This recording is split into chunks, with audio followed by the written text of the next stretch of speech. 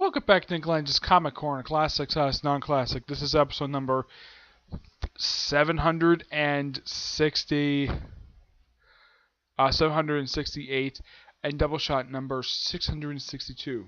Okay, I got one Marvel trade and one trade published through IDW. Well, the issues in it basically, which published with Marvel. Okay, first up is Champions Volume 1, Change the World, which collects the first 5 issues of Champions Volume 2. Now, those of you a little curious, though, about Champions Volume 2. Okay. Why do I call it that? Because there was another volume for this. Of course, some older comic writer, fans, I do know of the original group because Marvel did collect the original group in a couple classic trades. Yeah, they had a short-lived series published back in the 1970s that lasted for a good 17 issues. The series was going to last a little bit longer than that. You even have a giant-sized book, but the book was canceled due to low sales. And for some reason, like almost every single character written in other books, it seems like they think being a champion was a low point in their career, which is really kind of stupid. The original champions was comprised of Iceman, Angel, Hercules, Black Widow, the Johnny Blaze Ghost Rider, and I think that was they did have one person join the Chris group, and that was Darkstar, the first one, and that was it. That was the entire group. Yep. And they have their own champions building, which they get that a little bit later in here. And they use a very similar symbol. Now, those of you know of my Fraction series, The Order, that was originally supposed to be called Champions. But here's kind of the thing.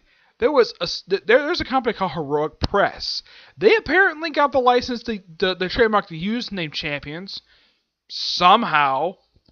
And they have a series called Champions, and it's completely unrelated to Marvel's one. So Marvel, I guess the trademark must have lapsed for them, so they were able to get this published okay. So, I should point out, though, the line when this series starts with issue 1, though Cyclops is not part of the line when they first bring it together. The original lineup is the Miles Morales Spider-Man, Sam Alexander Nova, Kamala Khan, Miss Marvel, Amadeus Cho Hulk, and Vision. Yeah, the 3 of these people quit because of the bullcrap that the Avengers basically were doing, where they couldn't even help people. So, because that is not the jurisdiction to do that.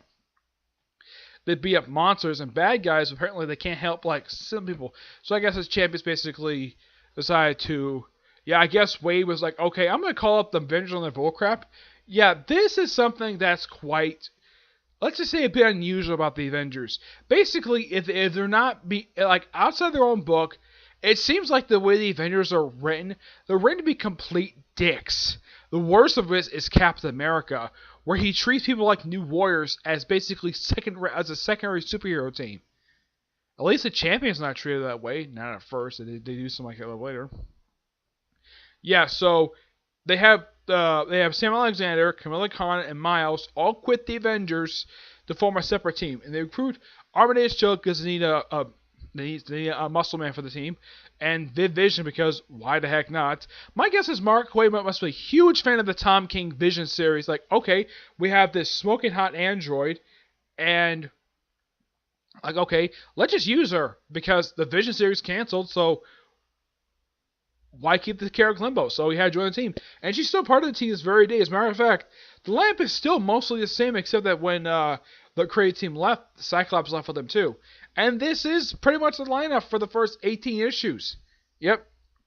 The writing here is done by Mark Waid, and all works by Roberto Ramos. Each one of these issues is its own sort of standalone its issue. That's one thing I praise about this series, is that each issue is a standalone issue, not part of a direct story arc. They don't do story arcs a little bit later. Yeah. The first issue is simply the team comes together after the bullcrap the Avengers are up to, and they simply battle a monster. They battle like the Mole Men. Yep. And yeah, and because of what they did, they later on recruit Cyclops' team after they decide to camp out in the woods for some reason. The second issue ends very bizarrely with Vision and Amadeus Cho Hulk making out, even though that Sam was attracted to her, even though he has a girlfriend in his own book.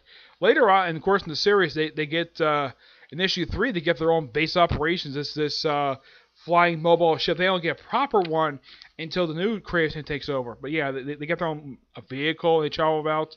They do various problems. They take on the Atlanteans in issue 4, which is kind of a bit of a weak issue. 5 was an issue where Miles was absent for no explained reason. Yeah, they never explained the reason why. So they had Gwenpool join this team for like one issue because the sheriff is actually corrupt. Yeah, apparently this is like, I think this is some robbery, and it's connected to him, but this deputy can't do anything about it because the sheriff is popular. Despite the evidence to the contrary.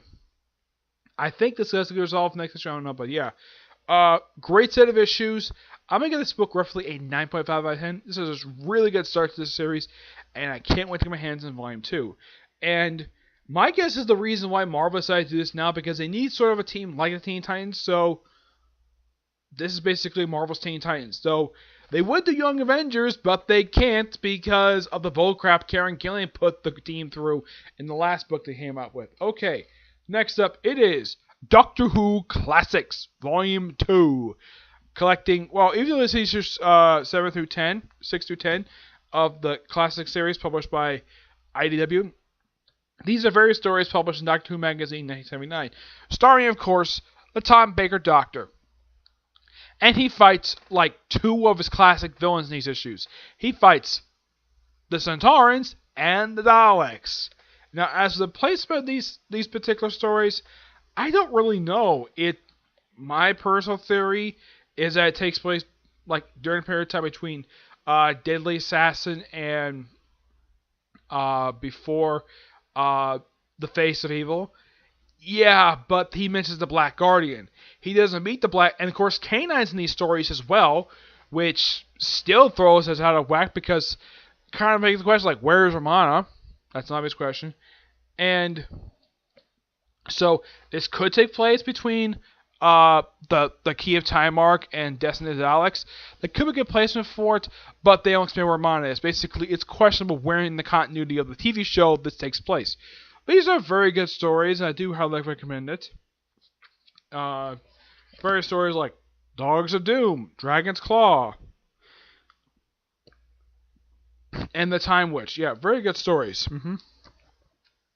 The writing here is done by Pat Miles, John Wagner, and Steve Moore.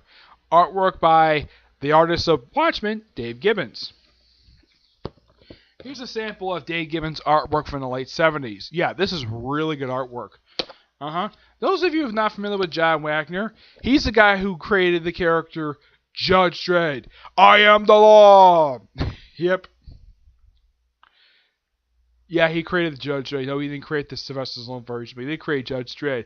That's like John Wagner's most famous creation is Judge Dredd himself. But this was published in the UK. But it was published at the time through Marvel because Marvel had the license to Doctor Who. They were the first person to get this. Published through Marvel UK. But and then IDW got it, and then somehow, some reason, I've never heard of the reasoning for this, they lost the license, and now it's held by Titan Comics, which by far published a lot of good stuff. The stories in here are just pure classic Doctor Who stories. I'm going to give this book a 10 out of 10 because the stories in here are really good. I enjoy them. Alright, so that's really it for this episode. Stay tuned for the next episode. What I'm going to do next 2 episodes, review of a series I've never reviewed before ever in this entire channel. And it's a series by Kurt Busiek with the cover art done by the ever awesome Alex Ross. You'll find out what it is in the next episode, okay? There's you there. Bye.